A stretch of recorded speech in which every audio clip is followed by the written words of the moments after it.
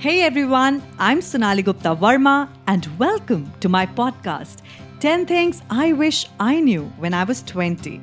I want to extend a very warm welcome to my little tribe of hustlers and legends who are willing to work on themselves, live up to their fullest potential and emerge as winners. I hope that these little chunks of information have been inspiring you and brightening up your days in some way or the other. And I don't think there has ever been a better time to learn and invest in self-improvisation to improve the quality of your life. It's time for us to dive straight into the 5th episode of 10 Things I Wish I Knew When I Was 20.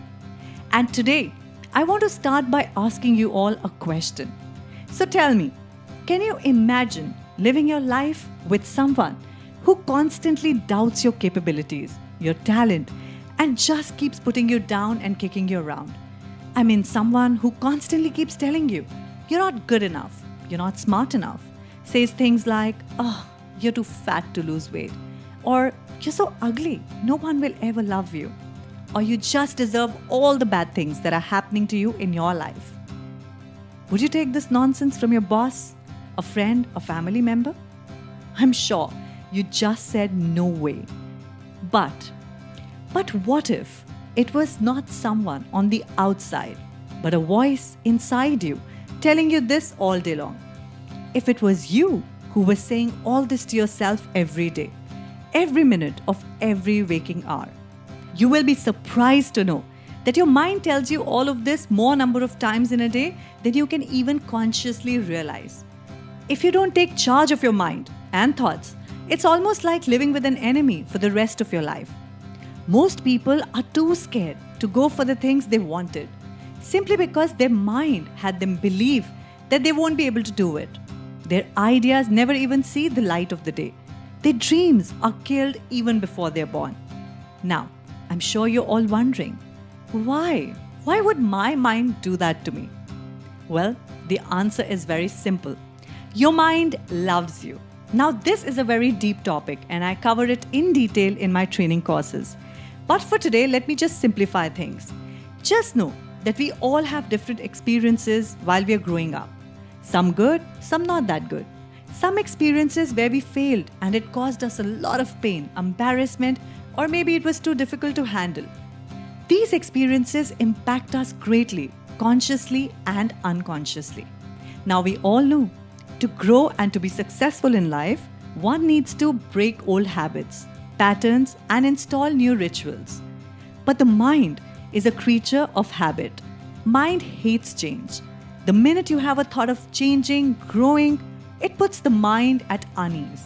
Now, the unconscious mind, to save you of any pain, jumps into action. And to protect you, it releases the fear hormone called cortisol. It instantly floods your mind with worse possibilities, negative thoughts of future, possibility of failure and embarrassment. And all of this stress, the worry, the anxiety, then generates a whole lot of worrying thoughts. Eventually, you're so scared of pursuing your dream or the idea that you would just say, you know what? No, I'm good here. That's not for me. People like us don't do things like this. And suddenly, you will feel more relaxed, calm, and composed. This is what happens when you let the mind become the master. On the contrary, when you train your brain to work in tandem with you and listen to your instructions, some magic transcends. When you have a new idea, no matter how daring, instead of getting scared, you get excited.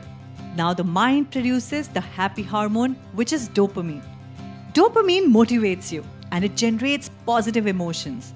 It puts you in a state of flow. You get ideas on how you can achieve your dreams. Your unconscious mind starts looking for opportunities and focuses on what you will get rather than what you will lose.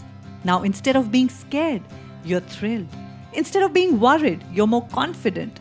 Instead of being negative, you're more hopeful. Now that we know how the mind works, how can we now learn to master our mind? Well, I have always believed just thinking positive thoughts is never the answer. You have to back it up with positive action. So install daily habits that back up your positive thinking. like don't be too critical about yourself. Be kind to yourself. Spend a few hours alone with yourself. It helps you appreciate your own company. Also, looking back at all that you've achieved is a great way to boost yourself up. These small acts of self-love can help you take charge of your thoughts. You know, if you can think of any more ways to show self-love, I would love to hear them. Do leave those ideas in the comments below. This brings us to the end of episode 5 of 10 Things I Wish I Knew When I Was 20. I would love to know your thoughts on this podcast. Remember to be kind. On that note, it's time for me, Sonali Gupta Verma, to sign off. Till next time, be good and do good.